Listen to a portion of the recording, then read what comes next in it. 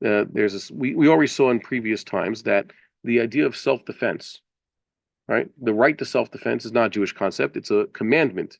It's an obligation, not just to defend, but preemption.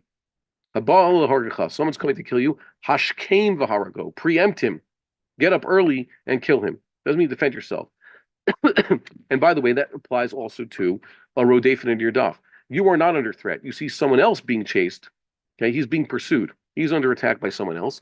You have an obligation to come and save, not to defend the person being chased, the victim, the potential victim. You have an obligation to stop the pursuer, the intended murderer, whoever, and using lethal force if necessary. Or if you have no other choice, you have no way to discern how lethal the force is, so you have to use as much as you can, right? That's a Jewish obligation. So we already clarified that. Another part that people have been forgetting is this idea of don't take the law into your own hands. The problem is that with regards to this idea of defending oneself from potential harm, sometimes the law, the official bodies, are not going to do it. Once again, Exhibit A, the mayors of all those cities around Gaza, who, they were good abiding citizens and they thought, there's law and order, there's a security apparatus, there's an army, we're supposed to rely on them. And that didn't work, right? The concept of Goel Hadam shows that this is nonsense. Sometimes, and by the way, Goel Hadam is, which we mentioned before, applies to both Jews and Gentiles. Sometimes the courts are insufficient, and sometimes the courts don't, even before they get involved, vigilantism, especially by those who are closely related, is what the Torah assumes is supposed to happen. And the Goel Hadam is supposed to put the murderer to death. Not even the murderer, the unwitting killer. That is halacha for Jews and Gentiles alike. Oh, there's exceptions, there's Ir Miklat, etc. But the principle stands. Sometimes one has to take the law into his own hands, as described in, let's say, this Western concept. That's not such a bad thing in Judaism, especially when you're under threat, when your life is being threatened, and the authorities are not there to protect you. By the way, this is something that Jews around the country are realizing. The so-called violent settlers, those extremists, their blood has been free. It says, Demenu Hufkar.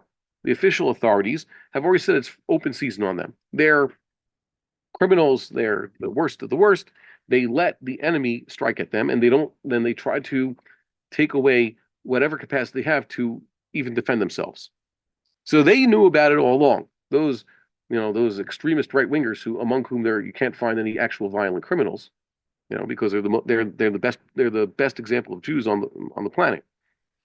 But now even secular leftists, they don't like calling Jews secular. There's no such thing as a secular Jew. They're all holy, even if they violate every commandment in the Torah. They could just repent. There are Jews who were distanced from their religion and their God, and also they're of pretty much of the left stripe. Those living around Gaza also realize this now. There is no apparatus that's there to protect them. They have been mufkarim. They have been set free. There's no one protecting them. They know this now.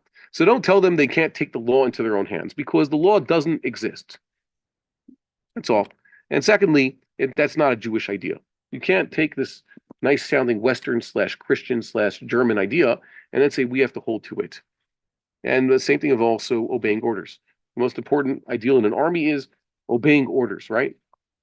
Now, deserting is not allowed in the Torah. Jewish soldiers should not desert. They can't run away from the front lines because, like Chazal say, retreat is the beginning of defeat. That's explicit in the Talmud. Rambam brings this. So deserting is a problem. Disobeying orders when the orders contradict the Torah. Kal v'chomer, disobeying orders to destroy the land of Israel, the people of Israel, the cities of Israel, that's a mitzvah. The Jewish people are only take orders from God.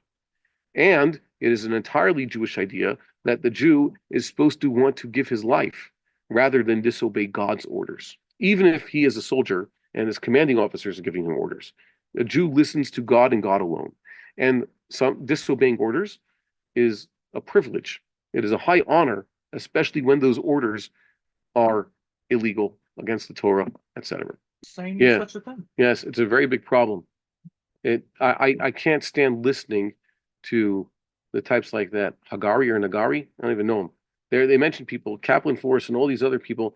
I don't even know them. I don't know their voices, never see them. I will not look at them. You're not supposed to look at a wicked people in the face.